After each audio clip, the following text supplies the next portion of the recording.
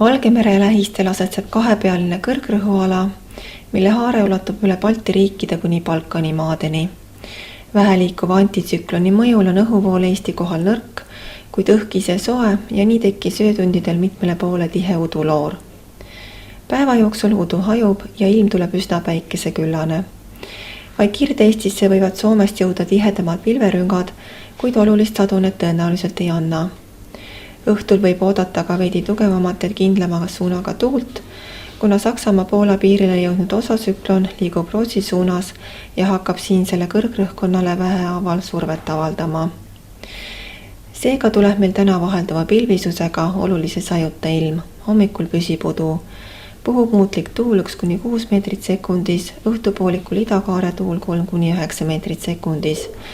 Sooja tuleb 17–22 kraadi.